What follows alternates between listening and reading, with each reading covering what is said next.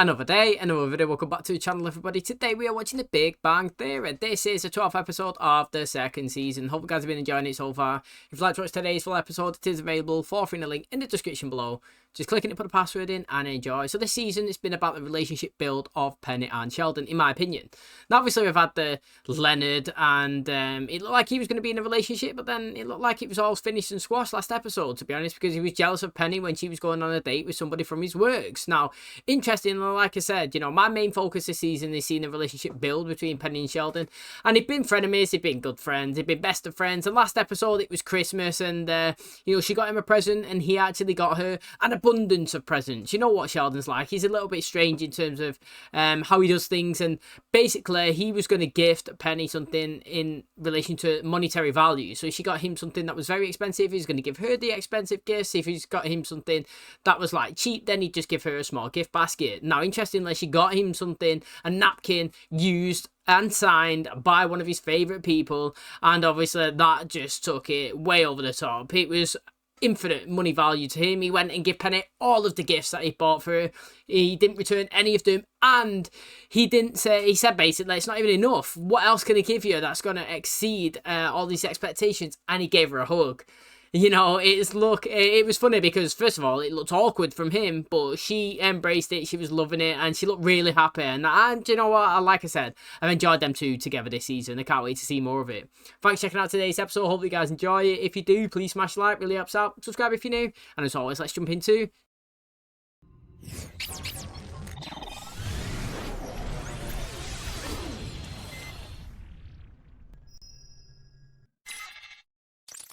Behold, the mobile omnidirectional neutralization and termination eradicate. Monty.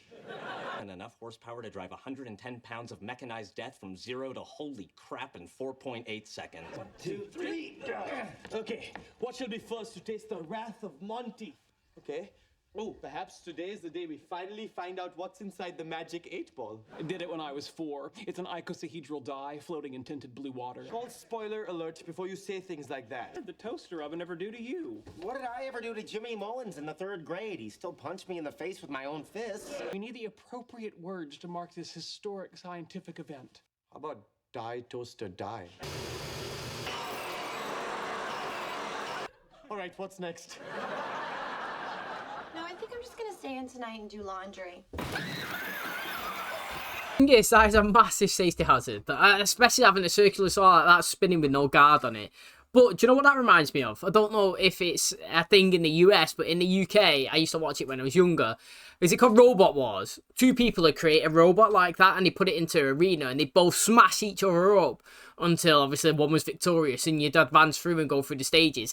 Kind of like Beyblade or Pokemon, but in terms of, like, I don't know, creative you know, builds. You know what I mean? Like, people used to create ones that had like a flip on it, so like when their robots come together, they'd launch it, you know, like across the room until they all smashed up. It was well good. It was like, considering, thinking about it now, like, you'd be fuming, wouldn't you, if you built something like that and then you put it into like the ring or whatever, the arena, and somebody come over and just chops it up straight away, all your hard work gone just like that. Or got the full Monty. Leonard? Uh-huh. What the hell? Killer robot. We built it. Yeah, well, it almost killed me. I'm sorry, are you unaware of the upcoming Southern California Robot Fighting League round-robin invitation? That's what it is. It's a big deal. There's an awards banquet and a dance afterward. Perhaps you'd like to come with me. How is it supposed to be a dance if I'm the only girl? Well, that may be a slight exaggeration. You'd be the only doable girl. Howard, why don't we just work on the robot? Oh, please, Leonard, not now. Once again, Penny and I have begun our little tango. Point, we will have to succumb and eat the entree while it's still... He's strange in it. hot. I know you think you're some sort of smooth-talking ladies' man, but the truth is you are just pathetic and creepy. So what are you saying? I'm saying it is not a compliment to call me doable. It is not sexy to stare at my ass and say, ooh, it must be jelly because jam don't shake like that. You're serious. Flirting? You think I'm flirting with you? I am not flirting with you. No woman is ever gonna flirt with you. You're just gonna grow old and die alone. Howard, where are you going? I'm going home to live my creepy, pathetic life. He said maybe we should enter you in the killer robot competition.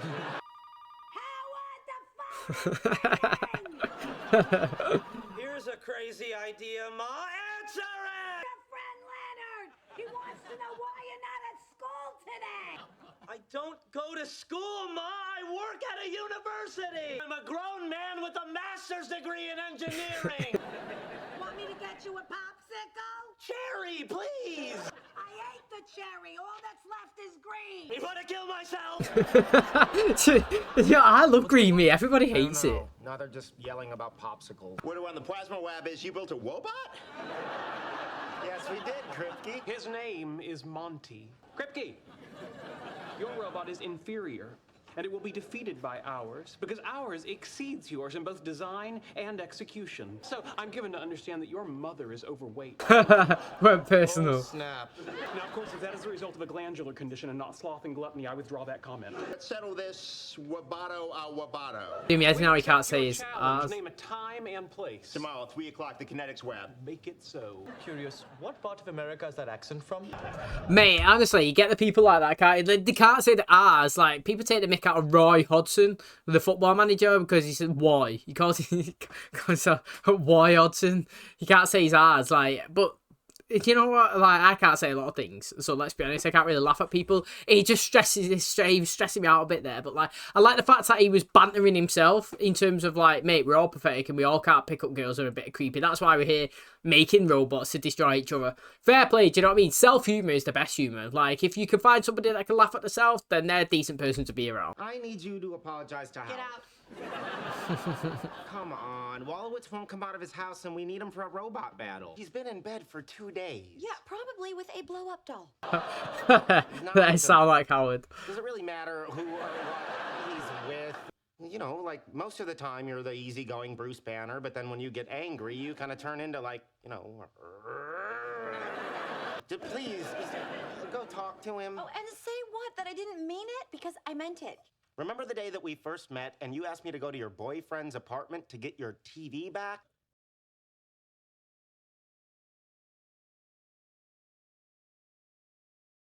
Up about his mother. What about her? She's a delightful woman. You will love her. She's like, Howard, who's at the door? That's literally what she's like. But the thing is, right, Penny doesn't have to apologise for what she said, right? There's ways of saying things without meaning it. So she can go around there and say, Howard, I'm really sorry I upset you. I didn't mean, that was not my intentions. I never meant to hurt your feelings. Do you accept my apology? Yeah?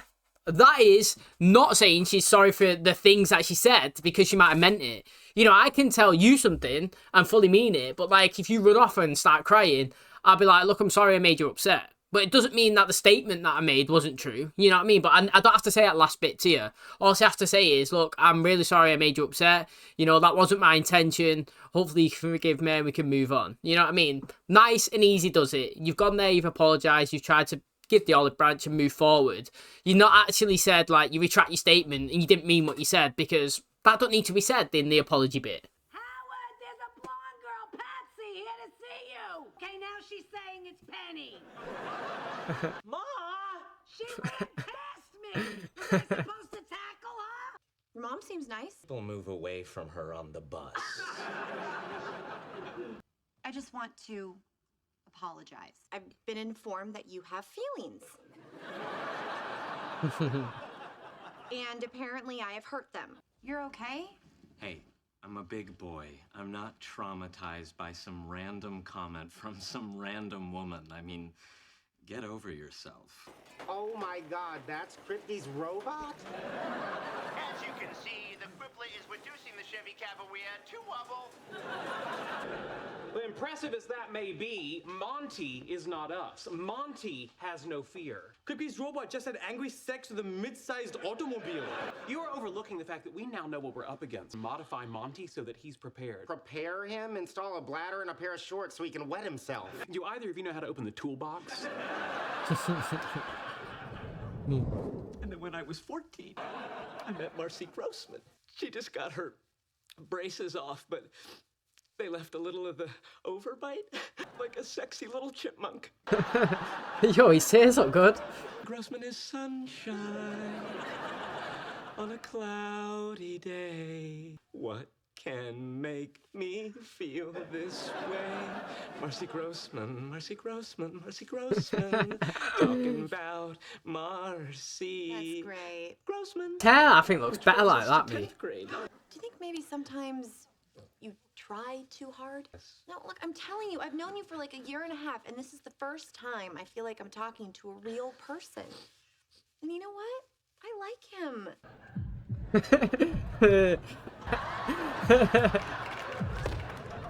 That is him. The thing is, though, right? Howard does try too hard, but like, I don't know, that's kind of like his persona, isn't it? Like, but I also, do you know what? I know that they've all got their own styles and stuff.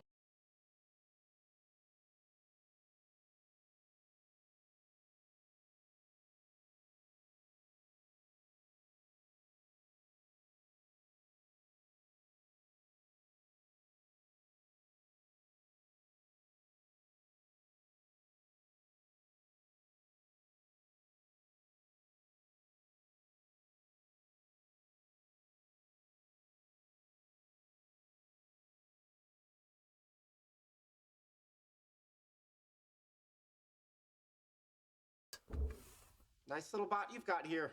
I'm aware. It can cut through steel like it was rubber. For years, merciless thugs like Kripke have made my life a series of painful noogies and humiliating wedgies and the insensitively named Indian burns. Well, that stops now. I would ask if your robot is prepared to meet its maker, but as you are its maker, clearly the two of you have met. What is his problem? Standard robotic fighting league rules apply. Are you crazy? This is a street fight. The street has no rules. Ready, set, go? Do it. Ready, set, go. We are prepared for anything he can throw at us. That's new. Well, so much for making up for the emotional wounds of childhood. No matter what anybody says, this is my fault. No one's arguing with you, dude. Forget the robot. What happened to you? He slipped and fell. Yes, I slipped and fell. Now he knows what bathtubs are capable of doing when you don't treat them with respect. So, what do you think, Howard? It's not that bad, right? I've seen space probes that crashed into the desert that were in better shape than this. Bury him in the morning. It's a simple ceremony. I'll speak. Leonard, you'll play your cello. Hey, aren't you getting a little carried away? I mean, it's just a toy robot. Just a toy robot. Penny. I know, I got it. Sorry. The way I see it, I'm halfway to pity sex. Back. He's literally back to normal. He looks so much better there, honestly. He actually really does. Like, I know I said it a minute ago, but like, his hair was just rugged. His jumper was just on, like, and his makeup, very good, actually. Let's say fair play to the makeup designers there for putting that around his eyes. Looked like it was really bruised, and obviously the blood in his nose. They done good as well, actually, when he made it look like he was he's having a reaction to the peanuts, to be honest. It was really bad. But, I don't know. I like his character. Personally, I think Howard is the funniest character in the show, but he doesn't get as much airtime as everybody else in the first 2 seasons anyway. But I've got to say, like, his dress sense is not the best. And, like, I reckon if he dressed a bit like Leonard, which, again, I don't think any of them dress the best, to be honest. I'm not saying I just usually wear, like, a hoodie or something, but, like, they all dress kind of peculiar, don't they? And I feel like that is, again, presentation, right, is key. It actually really is. And I'm not even going to say it in terms of a person, right? But if I gave you food that you've never tasted before, right? And I give it you a plate now in front of you and it looked like a piece of shit, yeah? And I give you another plate with the same food on it, but it was presented perfectly and immaculate, which one are you more likely to choose? Do you know what I mean? It could be 2 fantastic meals, but one looks absolutely dreadful and one looks absolutely mouth-watering. You're picking the mouth-watering one. And it's the same with appearances as well. You know what I mean? Like, if you're dressing and you're not looking cool and clean and, you know, fresh, and somebody else is all suited and booted, yeah, your instant attraction is going to be the suited and booted person. Do you know what I mean? So, like, I feel like these guys, they don't do themselves favours, but they also dress like their personalities, which, again, is fine. It honestly really is fine. Like, you know, everybody's different, and that's how they do it. And I've got to say, I like how they show, and I've said it before, but they utilise the same clothing many episodes in a row. So, like, you know, I've seen Sheldon wear that green top many a times, and I do like that, because I just don't get TV programs that you watch and it's like, mate, why have you got a new top on every day? It's supposed to be general day-to-day life. Do you know what I mean? Like, you don't always change.